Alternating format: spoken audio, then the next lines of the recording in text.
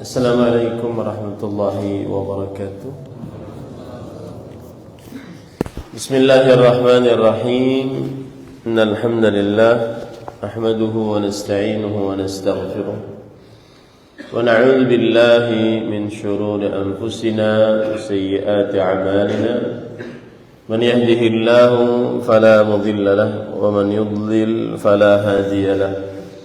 وأشهد أن لا إله إلا الله وحده لا شريك له وأشهد أن محمدا عبده ورسوله يا أيها الذين آمنوا اتقوا الله حق تقاته ولا تموتن إلا وأنتم مسلمون يا أيها الناس اتقوا ربكم الذي خلقكم من نفس واحدة وخلق منها زوجها وبث منهما رجالا كثيرا ونساء واتقوا الله الذي تساءلون به والأرحام إن الله كان عليكم رقيبا يا أيها الذين آمنوا اتقوا الله وقولوا قولا سديدا يصلح لكم أعمالكم ويغفر لكم ذنوبكم ومن يطع الله ورسوله فقد فاز فوزا عظيما أما بعد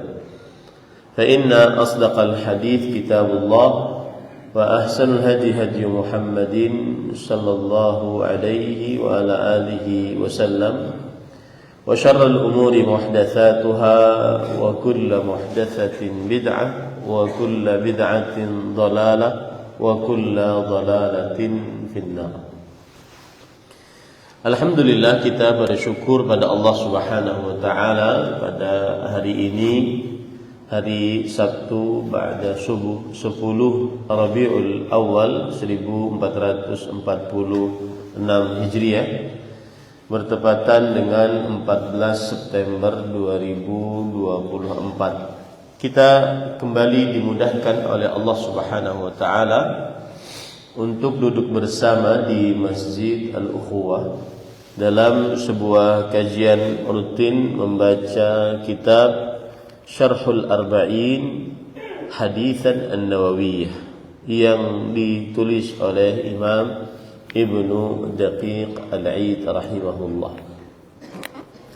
Salawat dan salam semoga selalu Allah berikan kepada Nabi kita Muhammad sallallahu alaihi wa ala alihi wasallam, pada keluarga beliau, para sahabat serta orang-orang yang mengikuti beliau sampai hari kiamat kelak.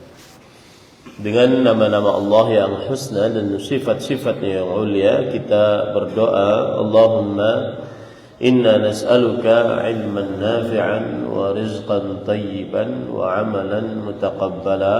Allahumma amin. Ahibati fillah, afanillah wa iyyakum. Pada kesempatan kali ini kita membaca hadis yang baru, yaitu hadis yang ke-11. Saya bacakan عن أبي محمد الحسن بن علي بن أبي طالب سبط رسول الله صلى الله عليه وسلم وريحانته رضي الله عنهما قال حفظت من رسول الله صلى الله عليه وعلى آله وسلم دع ما يريبك إلى ما لا يريبك رواه الترمذي والنسائي وقال الترمذي حديث حسن صحيح. Dari Abu Muhammad Al-Hasan bin Ali bin Abi Talib, cucu Rasulullah sallallahu alaihi wasallam dan kesayangan beliau, telah berkata, aku telah menghafal dari Rasulullah sallallahu alaihi wasallam, yaitu tinggalkanlah apa yang meragukanmu, bergantilah kepada apa yang tidak meragukanmu. Hadis riwayat Imam Tirmidzi, An-Nasa'i, dan Imam Tirmidzi berkata ini adalah hadis hasan sahih. Poin yang pertama dari hadis ini adalah hadis ini diriwayatkan oleh Abu Muhammad Al-Hasan bin Ali bin Abi Thalib, cucu Rasulullah sallallahu alaihi wasallam. Nama lengkapnya Al-Hasan, Abu Muhammad adalah kunyahnya. Abu Muhammad kunyahnya. Nama lengkapnya Al-Hasan bin Ali bin Abi Thalib. Abu Thalib adalah anak dari Abdul Muttalib. Berarti bertemu nasabnya dengan Nabi Muhammad sallallahu alaihi wasallam pada kakek beliau yang pertama. Kalau nasab Nabi kita bagaimana? Muhammad bin Abdullah bin Abdul Muttalib. Muhammad bin Abdullah bin Abdul Muttalib. Kalau Ali bin Abi Thalib radhiyallahu anhu, Ali bin Abi Thalib bin Abdul Muttalib. Paham ya? Jadi Abdul Muttalib mempunyai anak banyak. Di antara anak dari Abdul Muttalib adalah Abdullah, yaitu bapak Nabi Muhammad sallallahu alaihi wasallam. Dan di antara anak dari Abdul Muttalib adalah Abu Talib. Di antara anak dari Abdul Muttalib adalah siapa? Abu Talib. Maka Abu Talib ini adalah paman Nabi Muhammad sallallahu alaihi wasallam. Ali bin Abi Thalib sepupu Nabi Muhammad sallallahu alaihi wasallam, anak paman Nabi Muhammad sallallahu alaihi wasallam. Nah, ini bertemu Ali bin Abi Thalib nasabnya dengan Nabi Muhammad SAW pada Abdul Muttalib. Yang meriwayatkan hadis ini adalah Al-Hasan bin Ali bin Abi Thalib, cucu Rasulullah sallallahu alaihi wasallam dan kesayangan Rasulullah sallallahu alaihi wasallam. Kemudian para ikhwah, Al-Hasan, nama ini tidak pernah dikenal di tengah orang Arab. Dan yang memberi nama ini adalah Nabi Muhammad sallallahu alaihi wa ala alihi wasallam. Sebagaimana hadis riwayat Imam Ahmad bahwa Ali bin Abi Thalib bercerita, sang bapak, lamma wulidal Hasan, ketika Al-Hasan dilahirkan, Ja'a Rasulullah sallallahu alaihi wasallam, datanglah Rasulullah sallallahu alaihi wasallam, kakek berarti. Faqala aruni ibni, coba perlihatkan kepadaku cucuku. Ma sammaitumu, apa yang kalian namai dengannya? Kalian namai apa ini cucuku? Qultu Harb. Kata Ali bin Abi Thalib, aku namai dengan Harb, perang. Kemudian Rasulullah sallallahu alaihi wasallam bersabda, bal huwa Hasan. Tidak, tetapi namanya adalah Al-Hasan. Nah, ini cerita bahwa kunyah dan nama Al-Hasan bin Ali bin Abi Thalib berasal dari Nabi Muhammad sallallahu alaihi wasallam. Ibundanya bernama Fatimah binti Rasulullah sallallahu alaihi wasallam.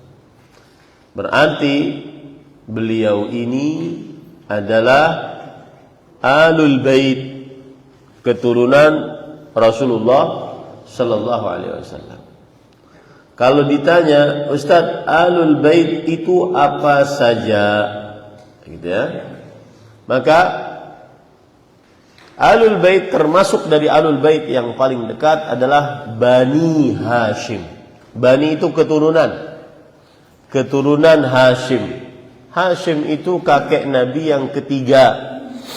Muhammad bin Abdullah bin Abdul Muttalib, kakek Nabi yang pertama.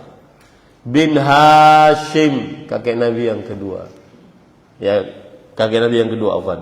Bin Abdi Manaf, kakek Nabi yang ketiga. Bin Qusay, kakek Nabi yang keempat. Bin Kilab, ya, Muhammad bin Abdullah bin Abdul Muttalib bin Hashim bin Abdi Manaf bin Qusay bin Kilab.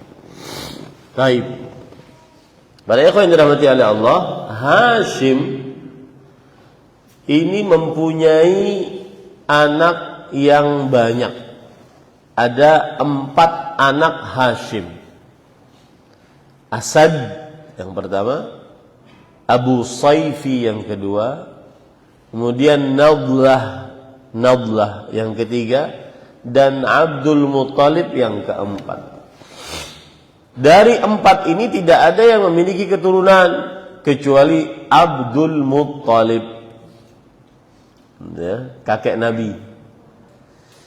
Dari Abdul Muttalib beliau mempunyai 12 keturunan, 12 anak. Dari 12 tersebut yang ada anaknya cuma 4, yaitu Al-Abbas bin Abdul Muttalib, kemudian Abu Talib, kemudian Al-Harith, kemudian Abu Lahab. Ya, Abu siapa? Abu Lahab. Ini para ikhwan dirahmati oleh Allah. Maka Bani Hashim berarti adalah, kan Hashim mempunyai anak 4. Dari 4 tersebut yang punya anak cuma siapa? Abdul Muttalib. Abdul Muttalib punya anak 12. Dari 12 tersebut yang punya anak cuma berapa? 4. 4 itu adalah Al-Abbas, Abu Talib, Al-Harith, dan Abu Lahab. Baik. Al-Abbas mempunyai anak. Al-Abbas bin Abdul Muttalib mempunyai anak. Anaknya Abdullah bin Abbas bin Abdul Muttalib. Nah, ini keturunan Rasulullah SAW, Ahlul Bait. Yang kedua Ubaidullah bin Al-Abbas bin Abdul Muttalib, keturunan Rasulullah SAW. Yang ketiga Ma'bad bin Al-Abbas bin Abdul Muttalib. Nah, ini adalah Bani Hashim, keturunan Hashim. Keturunan Hashim yang lain yaitu Abu Talib dan keluarganya. Abu Talib punya anak namanya siapa? Ali bin Abi Talib. Nah, ini Ali bin Abi Talib berarti adalah Bani Hashim. Ali bin Abi Talib adalah Bani Hashim. Dari Ali bin Abi Talib inilah keluar nanti Al-Hasan bin Ali bin Abi Talib, Al-Husain bin Ali bin Abi Talib, Muhammad bin Ali bin Abi Talib, Al-Abbas bin Ali bin Abi Talib, Umar bin Ali bin Abi Talib. Nah, ini semua adalah Bani apa? Bani Hashim. Ya. Kemudian di antara anak Abdullah bin Abu Talib juga adalah Aqil bin Abi Talib. Makanya keluarga Aqil itu adalah Bani Hashim. Keluarga Aqil adalah Bani Hashim. Kemudian di antara anak Abu Talib juga Ja'far. Makanya Ja'far bin Abi Talib adalah keluarga Hashim atau Bani Hashim. Nah, ini para ikhwah dirahmati oleh Allah. Jadi kalau ditanya siapa itu Ahlul Bait, Ahlul Bait adalah Banu Hashim. Banu Hashim ini siapa saja? Tadi keluarga Abbas, keluarga Abu Talib, keluarga siapa lagi? Ya, keluarga Abu Talib. Nah, tentunya yang muslim ya. Keluarga Abbas siapa? Abdullah bin Abbas, Ubaidullah bin Abbas, Ma'bad bin Al-Abbas. Ya. Kemudian keluarga Abu Talib siapa saja? Ali bin Abi Talib, Ja'far bin Abi Talib, Aqil bin Abi Talib. Itu adalah Bani apa? Hashim. Paham ya? Begitu. Nah. Jadi Al-Hasan bin Ali bin Abi Talib dari Bani Hashim. Bani Hashim. Baik. Ustaz, Quraisy itu apa? Quraisy itu adalah kakek Nabi yang ke-10. Yang di bawah Quraisy banyak keturunan-keturunan. Di antara keturunannya adalah Bani Hashim. Apa gitu? Itu Quraisy. Saya runut ya. Muhammad bin Abdullah bin Abdul Muttalib, kakek Nabi yang pertama. Bin Hashim, kakek Nabi yang kedua. bin Abdi Manaf, kakek Nabi yang ketiga. Bin Qusay, kakek Nabi yang keempat. Bin Kilab, kakek Nabi yang kelima. Bin Murrah, kakek Nabi yang keenam. Bin Lu'ay, bin Ka'ab, bin Ghalib, bin Fihir. Fihir inilah Quraisy, kakek Nabi yang ke-10. Ya, kakek Nabi yang ke-10. Dan subhanallah para ikhwah, kalau antum perhatikan dari keturunan Rasulullah sallallahu atau nasab Rasulullah sallallahu alaihi wasallam itu nanti ketemu banyak sahabat-sahabat yang dekat dengan beliau. Ketemu banyak sahabat-sahabat dekat dengan beliau. Saya beri contoh misalkan ya. Ini sedikit menyimpang tentang sejarah ya. Di antaranya misalkan Abdul Muttalib. Ya, Abdul Muttalib. Abdul Muttalib itu nanti mempunyai anak. Abdul Muttalib bin Hashim gitu ya, bin Hashim. Kemudian bin Hashim ada nanti bin Abdi Manaf. Nah, dari Abdu Manaf ini nanti ada ketemu dengan Khadijah. Ya, di kakek Nabi yang ketiga atau kakek Nabi yang keempat lebih tepatnya, Qusay, ketemu dengan Khadijah. Jadi ini Muhammad sallallahu alaihi wasallam, ini Khadijah, ketemu nasabnya di kakek Nabi yang keempat. Namanya siapa? Qusay. Tuh. Kemudian para ikhwan yang dirahmati oleh Allah Subhanahu wa taala,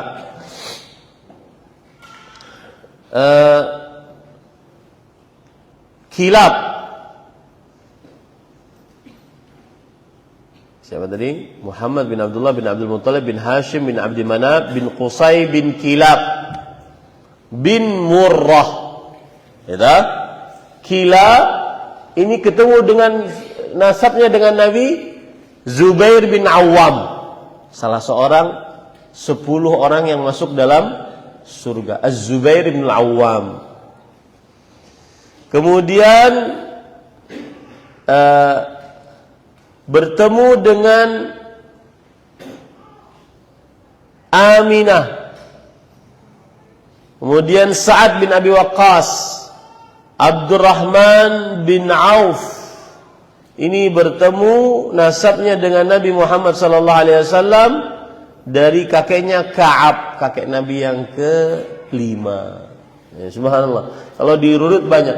Jadi nasab Rasul sallallahu alaihi wasallam itu bertemu dengan sahabat-sahabat Nabi banyak sekali. Ya. Itu hikmah Allah Subhanahu wa taala dalam penciptaannya. Dan semestinya orang yang mengaku cinta Rasul sallallahu alaihi wasallam minimal hafal nasabnya. Ya, hafal nasabnya, karena yang dicintai akan selalu diingat. Muhammad bin Abdullah bin Abdul Muttalib bin Hashim bin Abdi Manaf bin Qusay bin Kilab bin Murrah bin Ka'ab atau bin Lu'ay bin Ka'ab bin Lu'ay. Ka'ab dulu. Ka'ab bin Lu'ay bin Ghalib bin Fihir. Bin Fihir adalah siapa? Quraisy. Ini para ikhwah yang dirahmati oleh Allah Subhanahu wa taala. Baik. Kita kembali ke hadis kita. Bicara nasab ya. Sekarang lagi ramai masalah nasab. Dan itu terbukti hadis Rasul sallallahu alaihi wasallam bahwa 3 perkara atau 4 perkara dari perkara jahiliyah yang tidak ditinggalkan oleh umatku. At-ta'nu fil ansab wal fakhru, at-ta'nu fil ahsab wal ta'nu fil ansab. Yang artinya, saya bacakan hadisnya biar enggak salah. Arba'un fi ummati min amril jahiliyah. 4 perkara di umatku dari perkara-perkara jahiliyah. Yang pertama, al-fakhru bil ahsab, menyombongkan diri dengan kedudukan. Wat-ta'nu fil ansab, dan mencela nasab.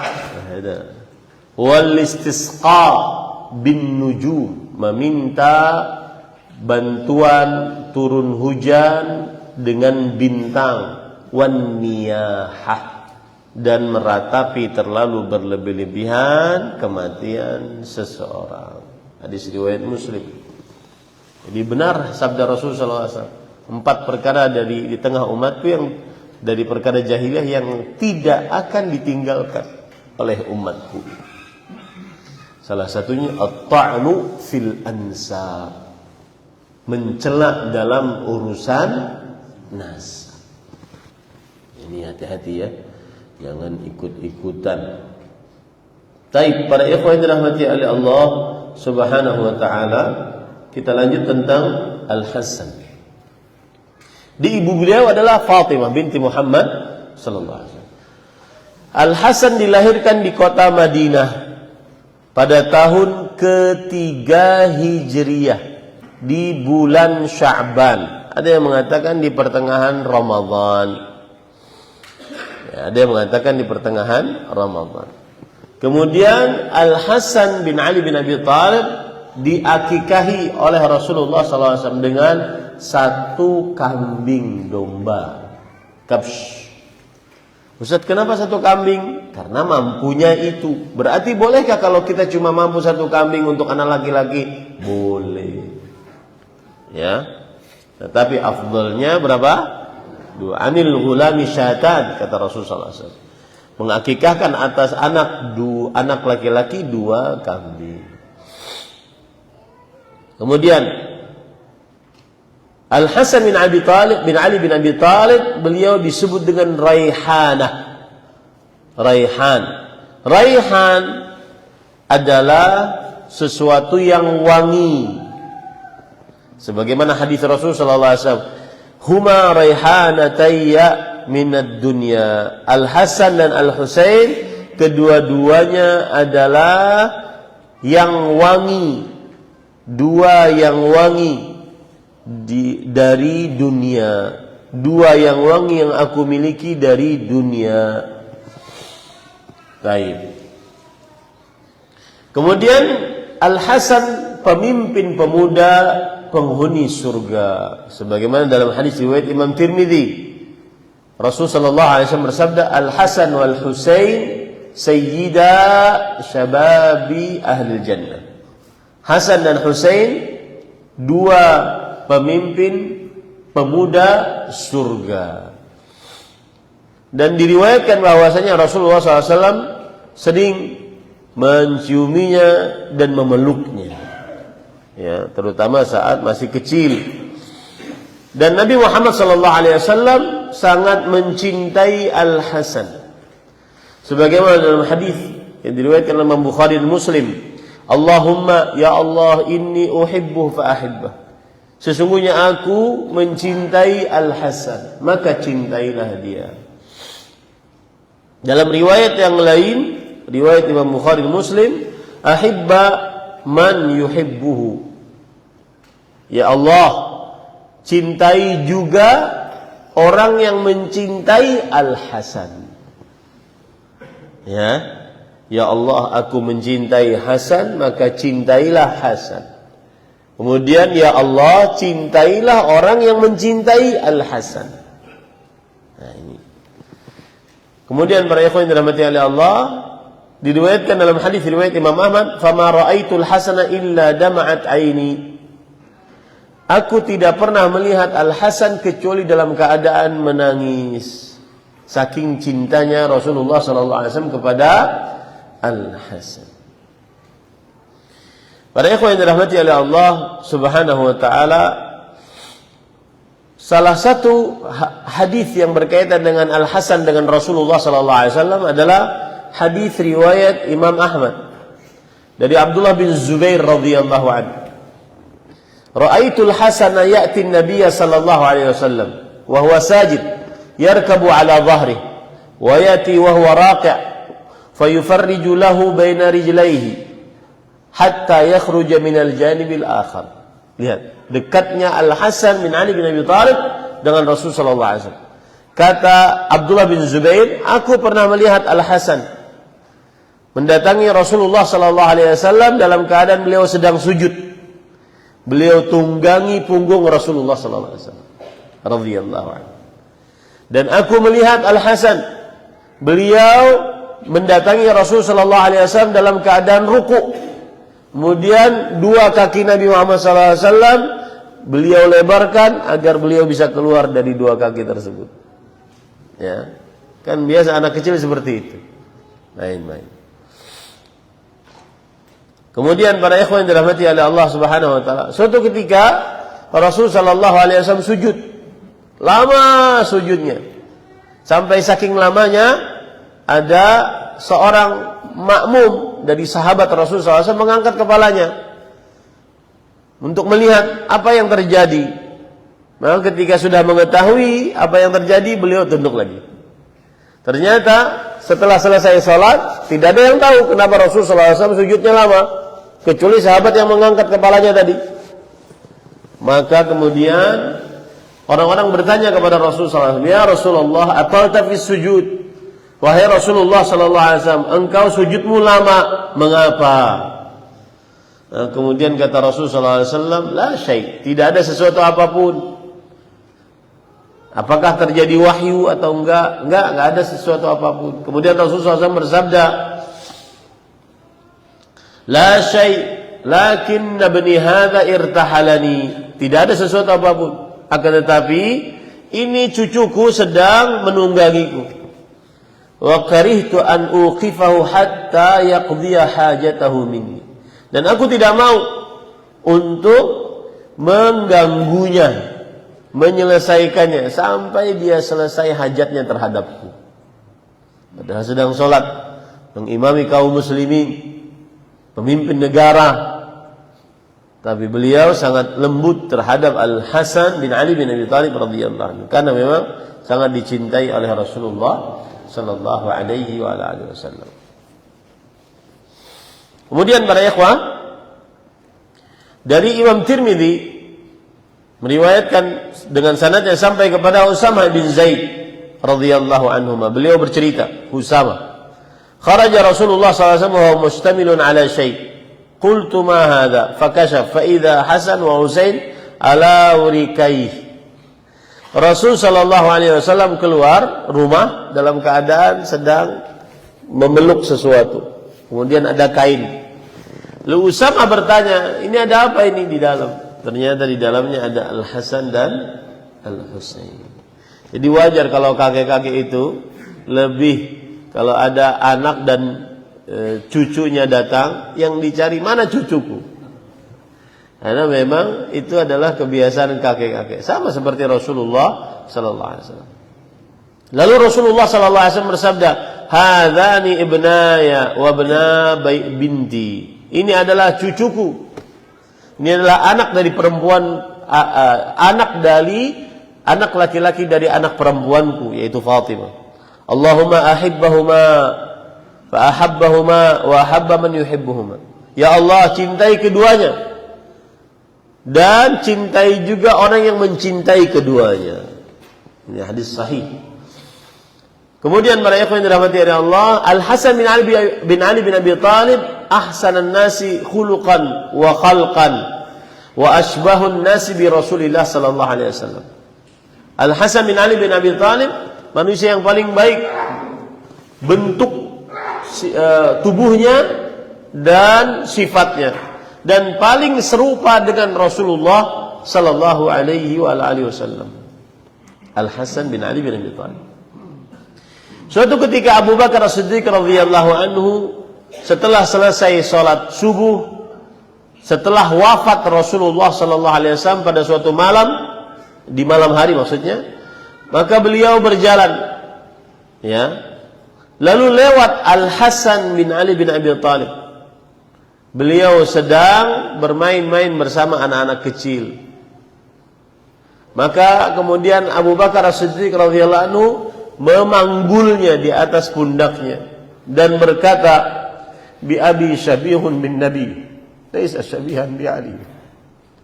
Sungguh bapakku sebagai jaminannya, anak ini serupa dengan Nabi Muhammad sallallahu alaihi wasallam dan tidak serupa dengan Ali bin Abi Thalib radhiyallahu anhu.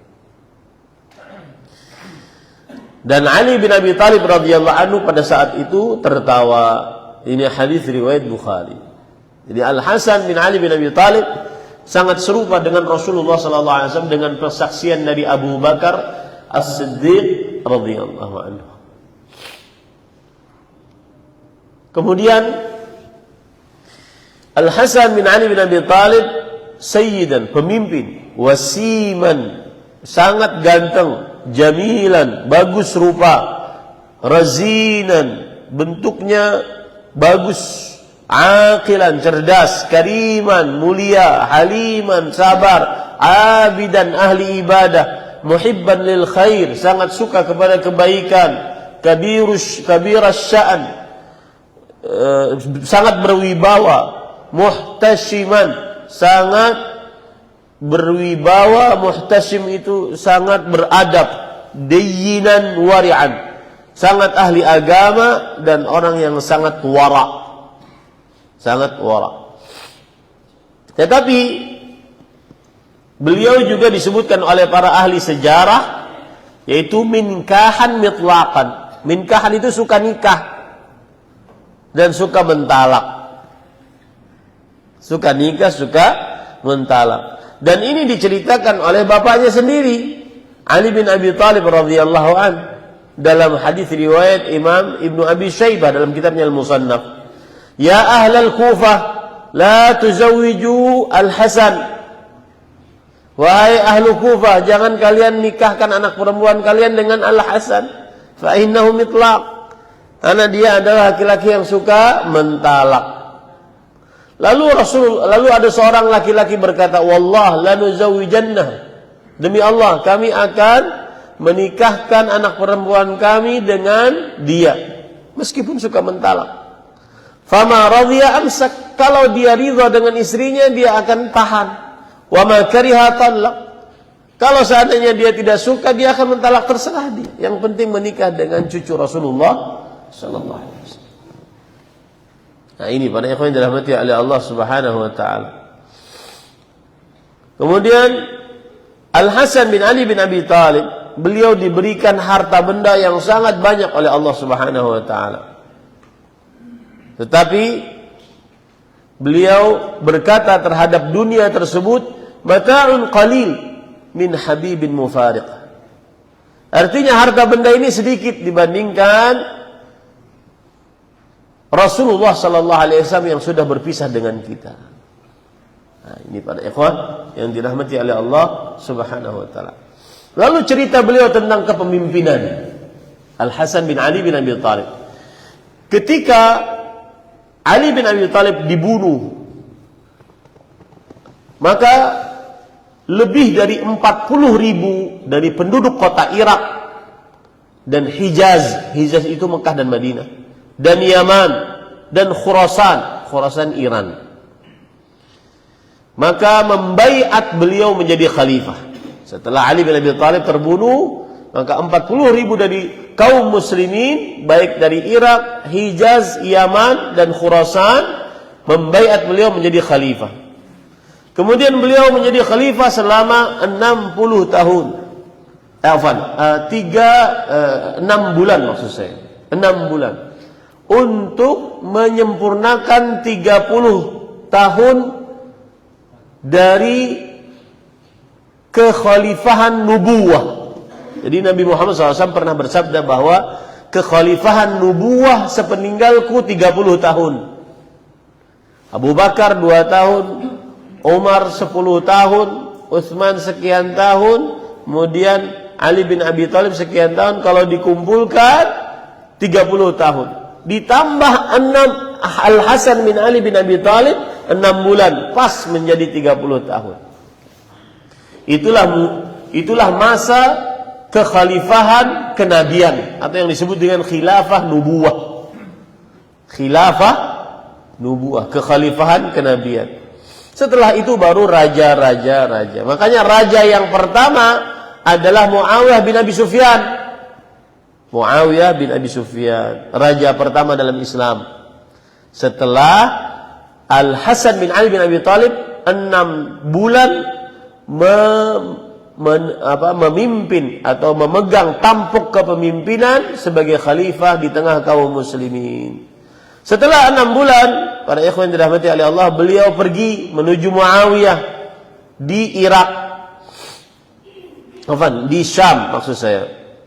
Maka kemudian Al-Hasan bin Ali bin Abi Thalib radhiyallahu anhu melihat bahwa ini dua pasukan besar antara pasukan beliau Al-Hasan bin Ali bin Abi Thalib dengan pasukan Muawiyah di Syam. Al-Hasan bin Ali bin Abi Thalib adanya di mana? Di Irak, di Hijaz, di Yaman, di Iran, gitu ya. Kemudian Muawiyah ada di mana? Di Syam, Suria, Libanon, Yordania, sekarang Palestina, ya, di sana. Nah, ini dua kekuatan besar. Kalau ada apa-apa terjadi perang saudara. Maka akhirnya beliau Al-Hasan bin Ali bin Abi Thalib memberikan tampuk kepemimpinan kepada Muawiyah bin Abi Sufyan. Beliau melepaskan dari tampuk kepemimpinan. Ada yang mencela dari perbuatan Al-Hasan bin Ali bin Abi Thalib tersebut. Akan tetapi apa yang dilakukan oleh Al-Hasan bin Ali bin Abi Thalib itulah bukti sabda Rasulullah sallallahu alaihi wasallam yang diriwayatkan oleh Imam Bukhari, "Inna bani hadza sayyid." Sesungguhnya cucuku ini akan menjadi pemimpin, menjadi khalifah sepeninggal bapaknya. Wa la'allallaha an yusliha bihi baina fi'ataini 'azimataini minal muslimin. Dan semoga Allah Subhanahu wa taala akan mengadakan islah, damai, perdamaian antara dua kelompok besar dari kaum muslimin disebabkan Al-Hasan bin Ali bin Abi Thalib. Gitu ya, paham ya ceritanya ya. Tapi ada orang yang mencela beliau. Kenapa tampuk kepemimpinan diberikan kepada Muawiyah bin Abi Sufyan? Maka beliau mengatakan al-'aru khairun minan nar. Kata beliau, lebih baik saya tercela di hadapan manusia daripada saya masuk neraka. Karena ini kalau seandainya yang di Syam, kemudian yang ada di Hijaz, Yaman, Irak dan Khurasan ini berperang, terjadi peperangan besar. Maka kata beliau, lebih baik saya dicela manusia daripada saya masuk neraka gara-gara berperang di antara kaum muslimin. Dan ini termasuk daripada indahnya perdamaian. Al-'ar khairun minan nar. Ya, al-'ar khairun minan nar.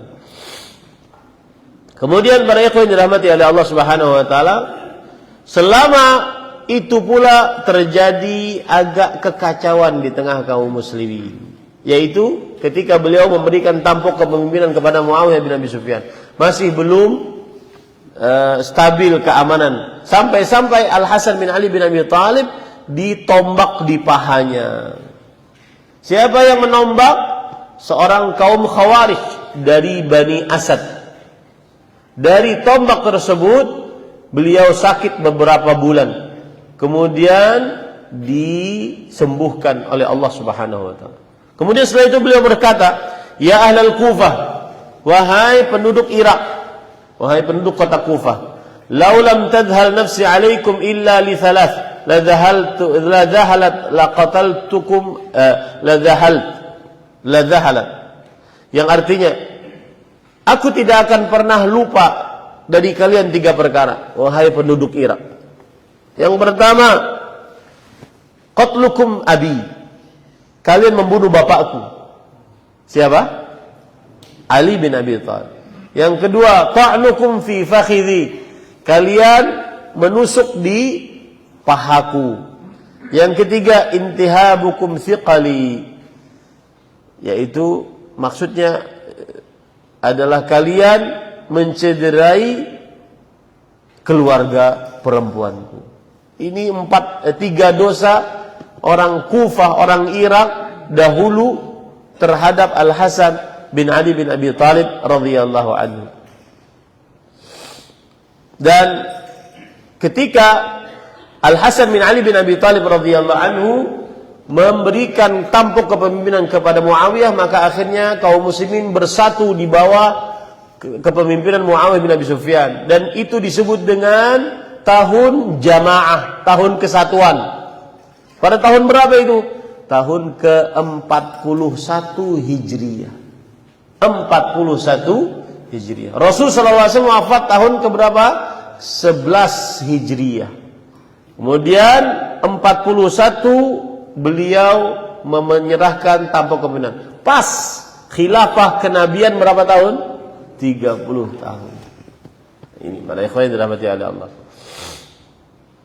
Kemudian para ikhwan yang dirahmati oleh Allah Subhanahu wa taala, salah satu hadis yang patut disebarkan dari Al-Hasan bin Ali bin Abi Thalib adalah ketika beliau ditanya dalam hadis riwayat Imam Ahmad, ditanya oleh Abul Hawra bertanya kepada Al-Hasan bin Ali bin Abi Thalib, "Ma tadhkuru min Rasulillah sallallahu alaihi wasallam?" Wahai Hasan, kamu kan cucunya Rasulullah. Yang paling engkau ingat dari Rasulullah apa?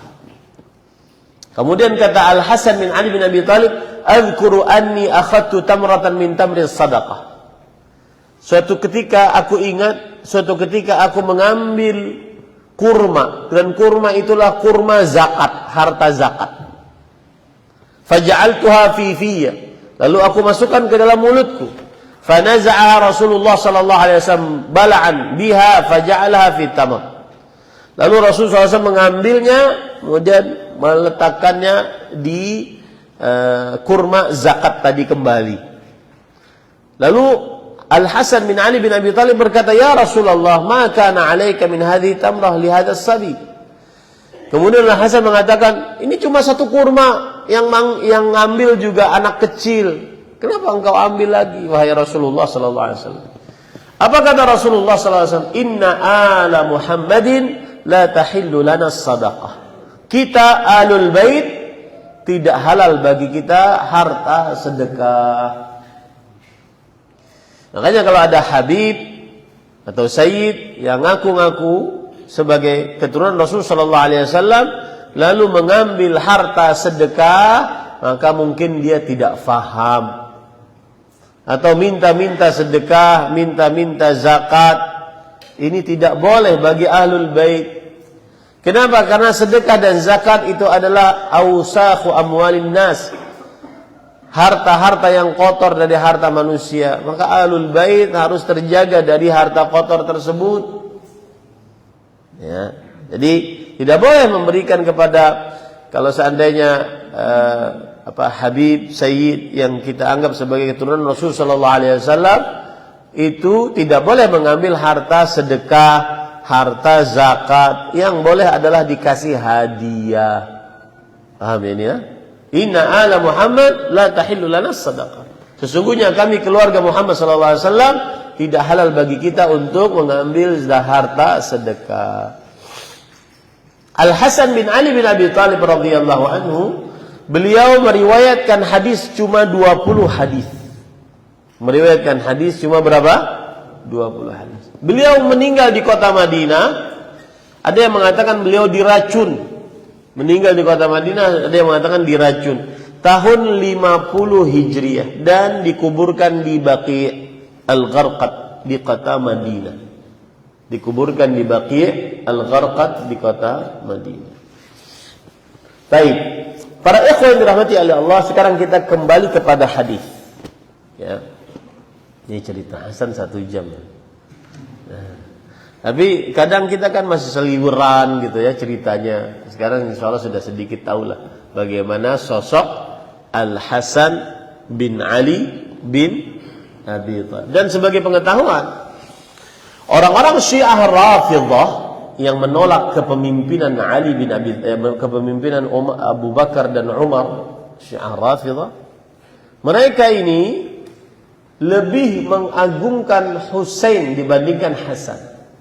Padahal Rasulullah SAW mengagungkan Hasan dibandingkan Husain. Meskipun kedua-duanya diagungkan oleh Rasulullah. Apa sebabnya?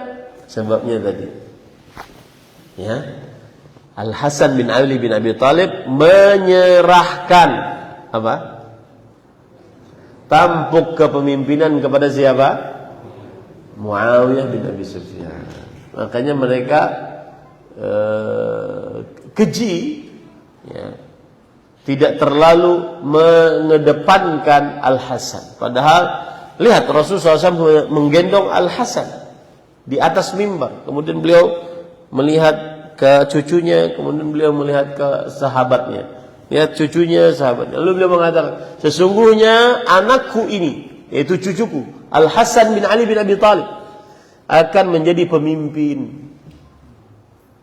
Bukan Husain waktu itu, akan menjadi pemimpin, dan Allah Subhanahu wa taala dengannya akan mendamaikan dua kelompok besar kaum muslimin. Dan itu salah satu kebaikan dan pahala dari Al Hasan bin Ali bin Abi Thalib, karena dengannya terjadi perdamaian di antara kaum muslimin yang asalnya terjadi persengketaan, ya, dan seterusnya.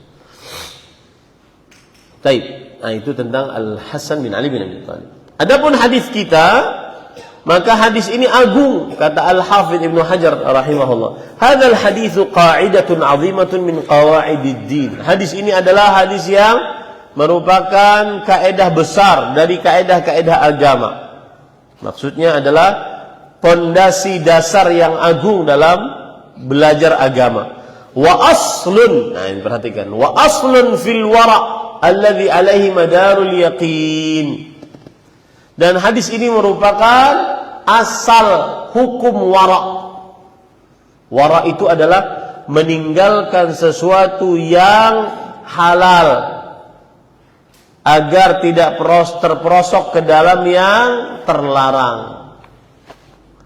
Meninggalkan sesuatu yang halal agar tidak terperosok ke dalam yang terlarang. Seperti contoh,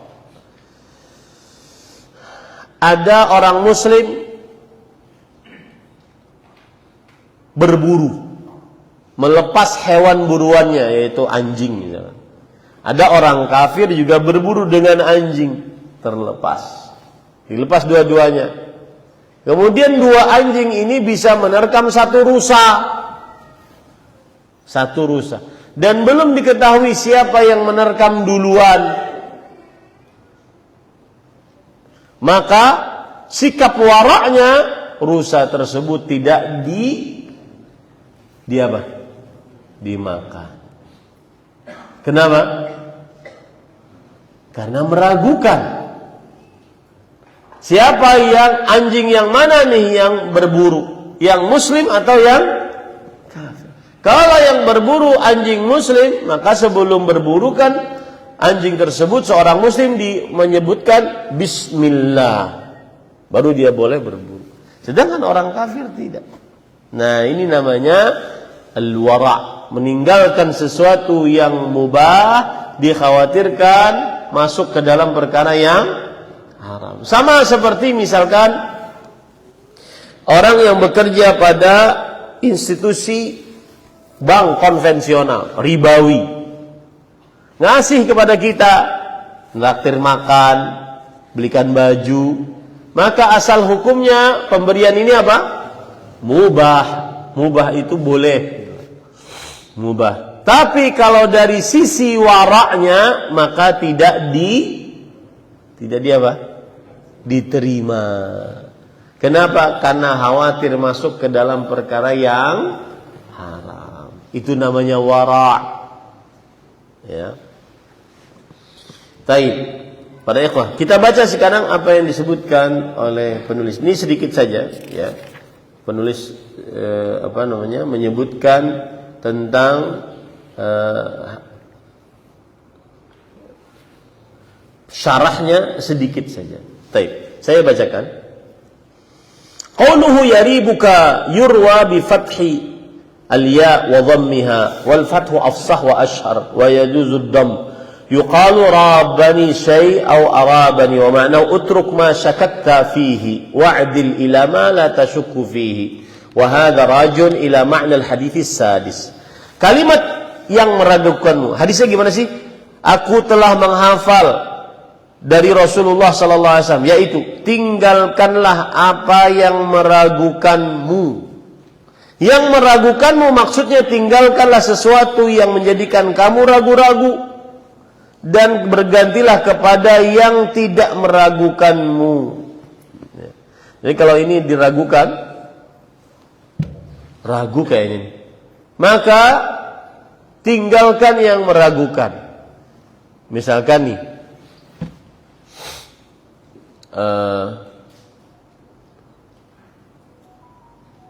di lantai ada basah. Di dekat situ ada anak kecil tanpa pampers.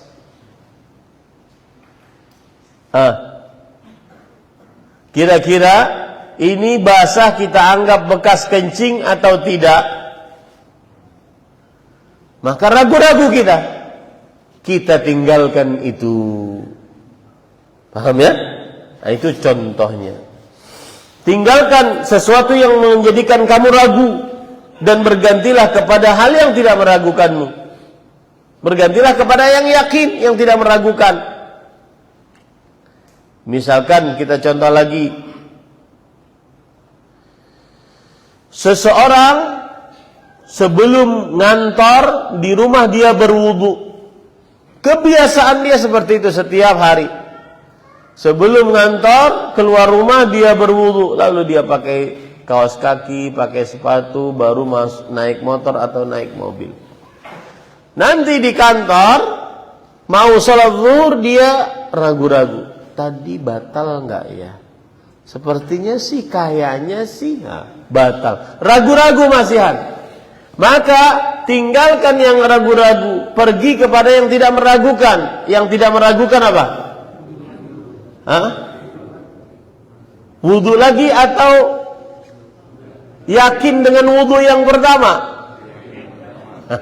Yakin dengan wudu yang pertama. Itu maksudnya. Ya. Bukan wudu lagi biar yakin, enggak. Tapi yakin yang pertama apa? Sudah dalam keadaan berwudu. Saya sih yakinnya sudah berwudu, cuma nih nggak tahu dari jam 7 sampai jam 12 batal nggak ya? Kayaknya sih tadi ada kentut, kayaknya, tapi ragu saya. Maka yakinnya apa? Wudu. Yakinnya apa? Wudu. Yang ragu-ragu tinggalkan. Nah itu dia. Dan ini juga mengobati penyakit was-was. Dan penyakit was-was ini adalah penyakit orang ahli ibadah, bukan ahli maksiat. Penyakit was-was. Misalkan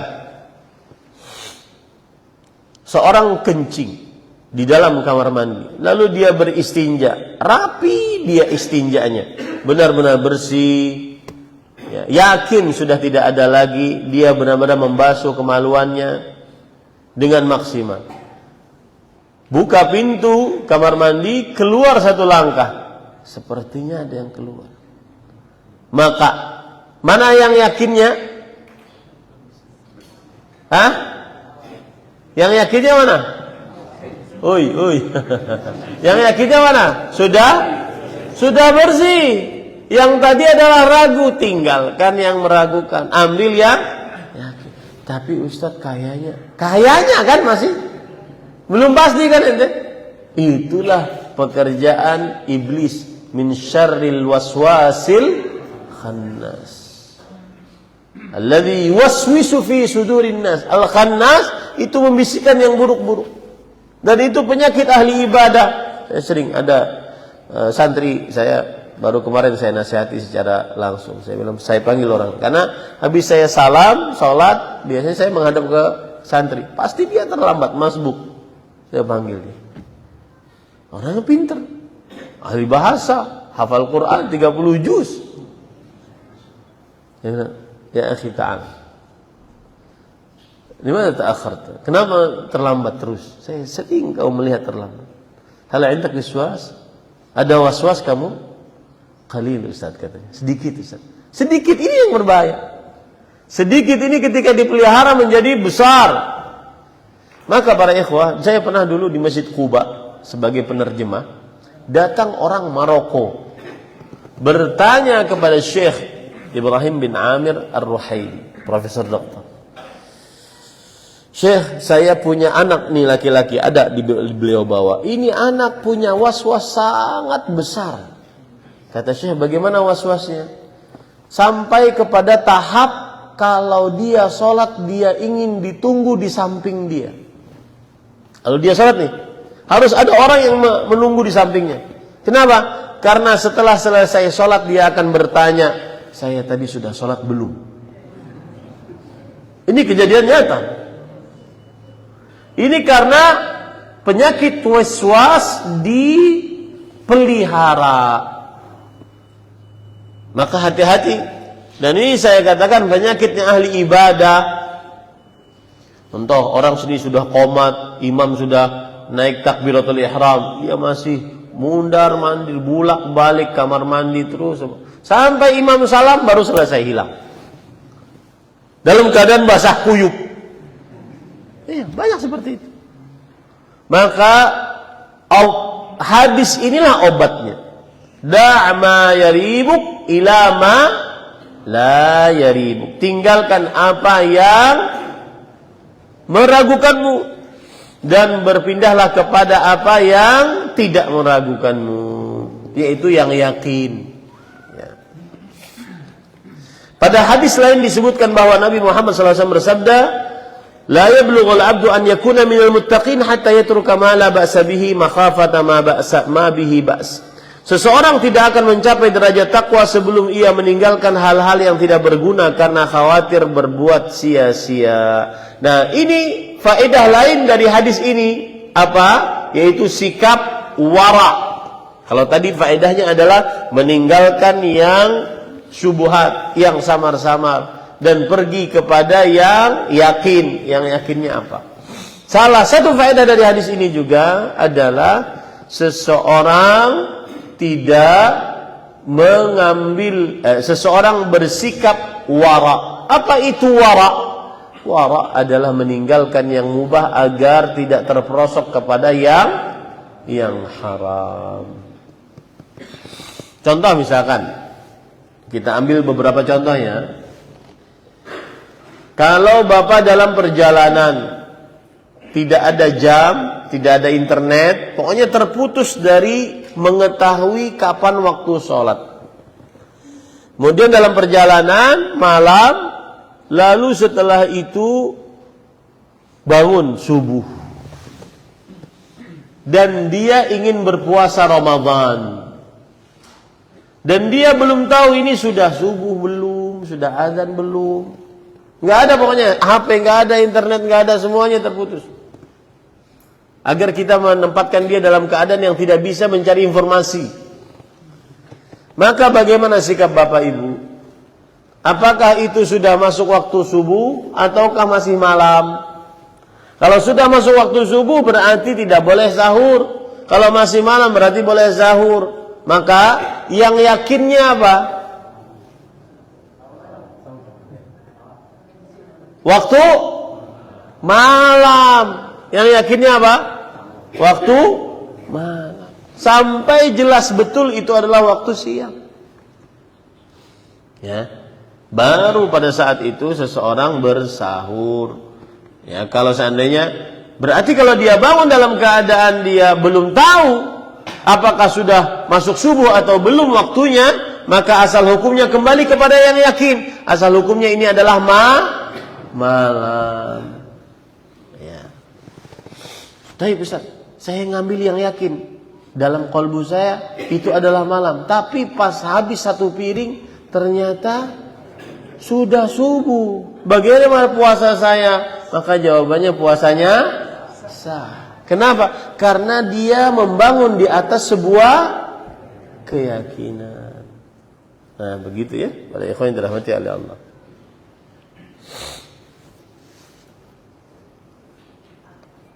Baik.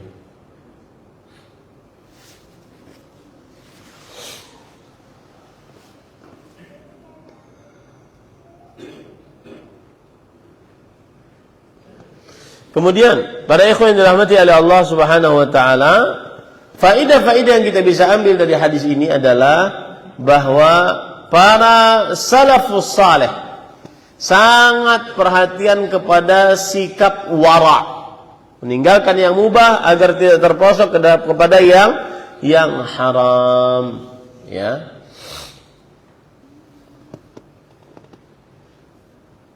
Para salafus saleh meninggalkan yang haram, meninggalkan yang mubah untuk tidak terprosok ke dalam yang haram, dan itu disebut dengan wara. Hasan bin Abi Sinan mengatakan, ma syai'un ahwana minal wara idza rabaka fi syai' fadahu. Ya, artinya tidak ada sesuatu yang lebih ringan daripada wara. Kalau ragu-ragu tinggalin. Kalau ragu-ragu apa? Tinggalkan. Itulah wara. Kalau ragu-ragu tinggalkan. Nah,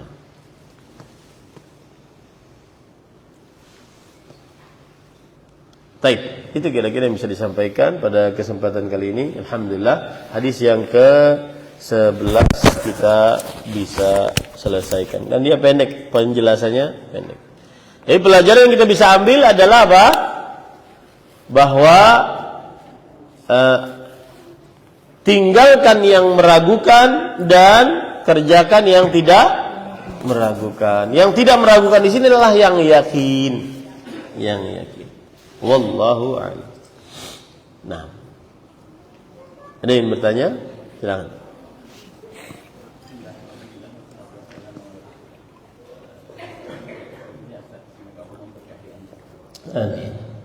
Mohon ditanya dua pertanyaan. Yang pertama berkaitan dengan hadis tadi, tinggalkan apa yang melakukannya. Khususnya dalam mandi janabah, kita dapatkan banyak keterangan. Misalkan saya minimalis itu mandi besar sudah mewakili taharah wudu. Tapi kita masih ragu, maksudnya begini, kalau mandi besar itu kan sudah tidak mandi wudu lagi. Ya. Tapi kalau dalam proses mandi besar itu kadang biasanya itu nanti kita ada buang air kecil, ada buang angin misalnya. Itu membuat kita ragu, dan setiap kali kita selesai mandi janabah kita berwudu lagi. Apakah itu termasuk was-was? Tidak. Kenapa? Itu tidak was-was karena Bapak ketika mandi janabah atau saat mandi janabah atau sebelum sesudah mandi janabah itu buang air kecil, berarti yakinnya batal. Yakinnya batal. Maka kita berwudu agar hilang najisnya atau hilang hadasnya, hilang hadasnya. Jadi itu bukan wiswas, ya. Karena yakinnya tadi batal. Kenapa kita yakin batal? Karena Bapak tadi cerita di antara saat mandi junub itu ada kencing atau ada buang air, buang kentut, maka berarti yakinnya batal. Ya. Kalau yakinnya batal, maka berarti dia berwudu setelah mandi junub. Tapi kalau seandainya tidak ada kencing atau tidak ada kentut dan dia sudah niatkan di awal, ini mandi besar, saya niatkan untuk mengangkat hadas besar dan kecil sesuai dengan niat. Innamal a'malu bin niat. Amalan tergantung niatnya. Dia sudah niatkan dari awal ini mandi besar untuk mengangkat hadas besar dan kecil. Maka dan saat dia setelah mandi besar tidak ada kencing, tidak ada apa? Tidak ada kencing, tidak ada buang air kecil, buang air besar, ya, tidak ada kentut. Maka pada saat itu dia mencukupi mandi besarnya untuk sholat, ya, mencukupi mandi besarnya. Kalau mau berwudu juga boleh enggak? Boleh, tidak mengapa. Tetapi kalau dia mencukupkan dengan mandi besar tadi karena sudah berniat mengangkat hadas besar dan kecil, cukup enggak? Cukup. Nah, gitu ya. Wallahu a'lam. Nah,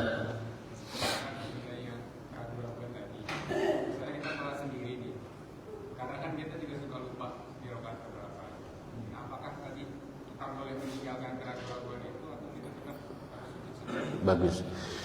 Apabila seorang sholat Dan ini disebutkan oleh Rasul sallallahu alaihi wasallam dalam hadis sahih bahwa apabila seseorang salat kemudian dia ragu-ragu, maka ambil yang paling sedikit.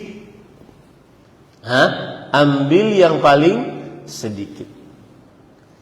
Kemudian dia otomatis kalau seandainya dia ambil yang paling sedikit, dia akan menambah 1 rakaat atau 2 rakaat. Maka 1 rakaat atau 2 rakaat tersebut kalau ternyata salatnya benar, walhamdulillah. Kalau ternyata salatnya kelebihan, maka itu targhiman lisyaitan, kata Rasul sallallahu alaihi wasallam. Targhiman itu artinya adalah pencelean terhadap setan, penghinaan terhadap setan. Saya bacakan hadisnya. Idza syakka ahadukum fi salati. Jadi ini memang terjadi. Jika salah seorang di antara kalian ragu-ragu di dalam salatnya, falam yadri kam shalla, dia tidak tahu berapa rakaat dia sudah salat, thalathan am arba'an, 3 atau 4 rakaat, falyatrahis syak, dia buang keragu-raguannya, wal yabni ala mastayqan, dan hendaklah dia mengambil yang yakin, dan yang yakinnya pasti yang sedikit, itu yakinnya. Thumma sajada sajdatain, lalu setelah itu ketika mau salam dia sujud 2 kali sujud qabla an yusallim, sebelum salam, yang disebut dengan sujud sahwi. Fa in kana shalla khamsan, ternyata kalau sudah begitu ternyata hakikatnya sebenarnya dia salatnya 5, syafa'na lahu salatah, maka kami akan terima salatnya. Wa in kana shallata itmaman li arba'in, ya, kanata targhiman lisyaitan. Ternyata kalau seandainya salatnya itu benar 4 rakaat, lalu sujud sahwi tadi ngapain? Maka itulah bentuk penghinaan terhadap syaitan. Jadi begitu cara berpikirnya. Pokoknya kalau urusan sholat ragu-ragu, ambil yang paling sedikit. Itu konsepnya. Terutama kalau sholat sendirian. Kalau sholat jadi imam, di belakangnya kan ada yang mengingatkan. Tapi kalau sholat sendirian, ambil yang paling sedikit, itu kuncinya. Kalau ternyata sholatnya itu 5, hakikatnya ternyata benar 5, maka kata Rasul SAW, syafa'na lahu salatah. Maksudnya itu sholat yang 5, 1 rakaat itu nanti akan pengangkat derajat untuknya, gak jadi masalah. Ya, kalau sholatnya ternyata benar 4, lalu sujud sahwinya tadi ngapain? Sujud sahwinya untuk apa tadi? Penghinaan terhadap syaitan. Begitu. Jadi hati kita tenang. Ya, hati kita tenang. Pokoknya kuncinya apa tadi? Kalau ragu-ragu saat sholat, ambil yang yakin. Yang yakinnya yang paling sedikit. Begitu ya? Ustaz, sepertinya 3 atau 4. Ragu deh Ustaz. Dalam sholat tuh ragu. Ya. Apalagi kadang-kadang orang kalau sholat itu benar-benar disebutkan oleh Rasul lalai, qalbunya tidak khusyuk. Apalagi kalau yang masbuk, niscaya qalbunya tidak khusyuk. Masbuknya lari-lari lagi, ya, nggak khusyuk. Masuk sholat tuh nggak khusyuk. Kapan dia tahu bahwa dia sedang sholat? Karena ketika masbuk itu kadang, apalagi dengan lari-lari, dia tidak khusyuk. Dia tidak tahu ini rakaat berapa masuk. Kapan dia kapan dia tahu bahwa dia sedang sholat? Ketika imam salam. Baru dia mikir, tadi ikut rakaat berapa ya? Nah, baru saat itu dia mikir. Baru saat itu dia mulai khusyuk. Lalu solusinya gimana? Tadi ada teman masbuk sebelah kanan. Tunggu gitu. Ternyata yang ditunggu nunggu juga. Ya. Jadi para ikhwan yang dirahmati oleh Allah Subhanahu wa taala, kalau salat sendirian, maka jika ragu ambil yang sedikit. Ya. Nah, silakan.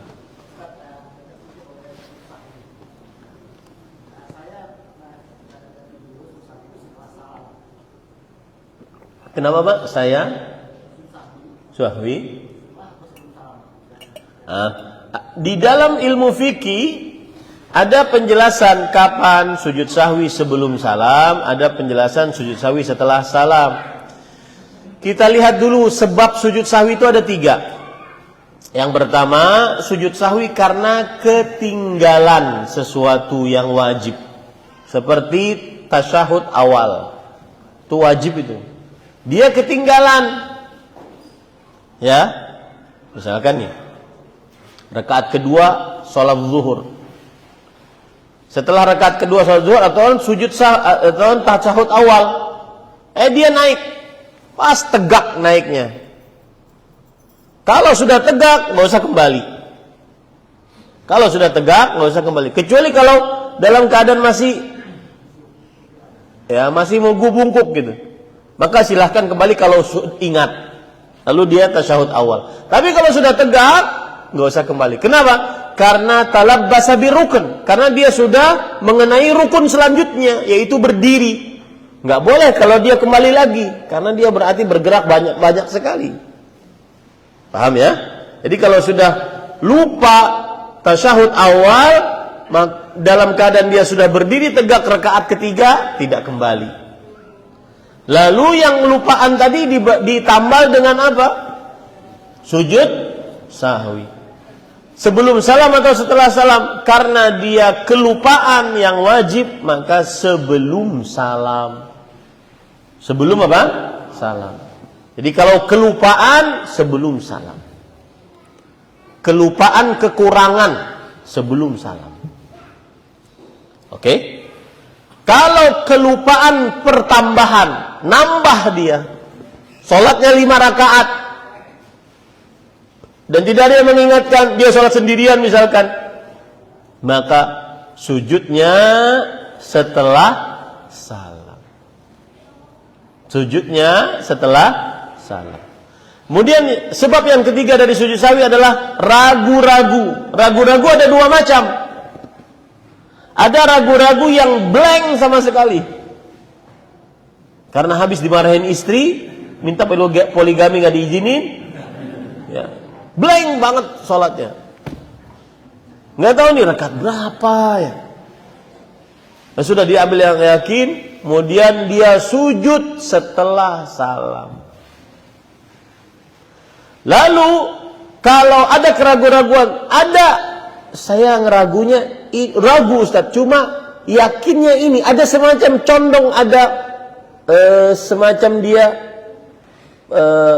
saya tadi ngitung tuh 3 Ustaz, bukan blank sama sekali. Nah ini kalau terjadi seperti ini, dia lanjutkan sholatnya dan sujud sahwi sebelum salam.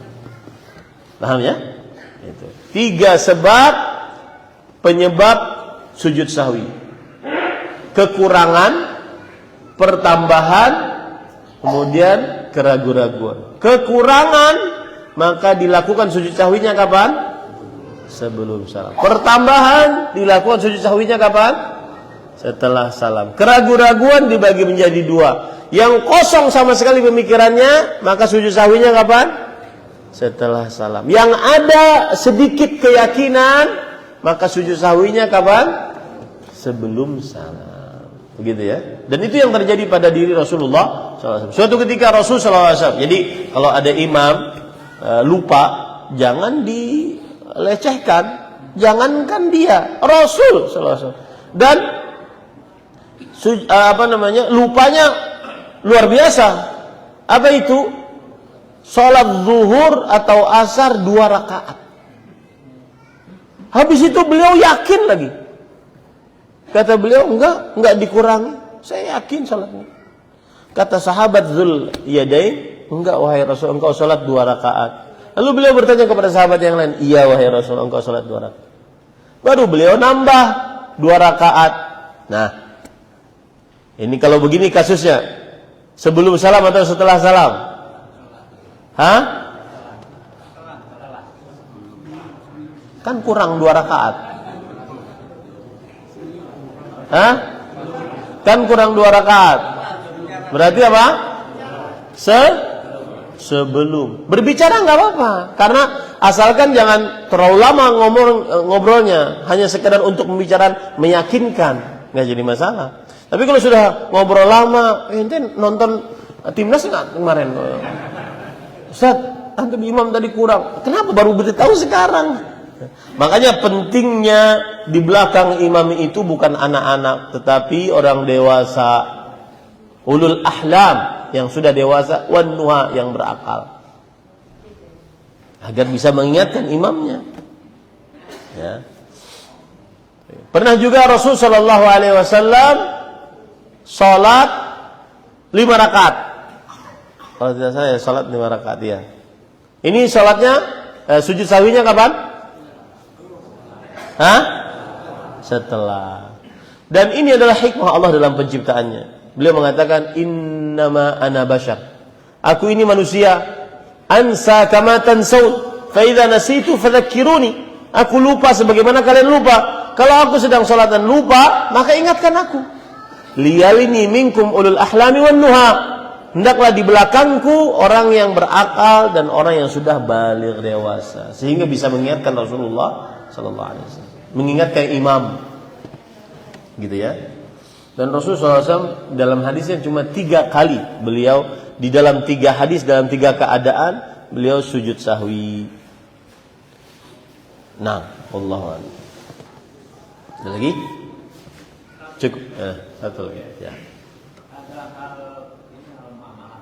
Bagaimana kan hukumnya kalau perusahaan menerima pembayaran dari proyek pemerintah atau BUMN yang dibiayai oleh bank. Pembiayaannya di bank. Tanya Ustadz yang lain deh. Ya, saya bukan ahlinya. Saya tahu tapi khawatir salah, tidak yakin. Di sana ada yang ahlinya. Ustadz Erwandi, Ustadz Muhammad Arifin Badri, Ustadz Firanda, Ustadz Musyaffa. Wallahu a'lam. Sallallahu nabiyana Muhammad walhamdulillahi rabbil alamin. Subhanakallahumma bihamdik asyhadu an la ilaha illa anta astaghfiruka wa atubu ilaik. Sallallahu nabiyana Muhammad walhamdulillahi rabbil alamin. Wassalamualaikum warahmatullahi wabarakatuh.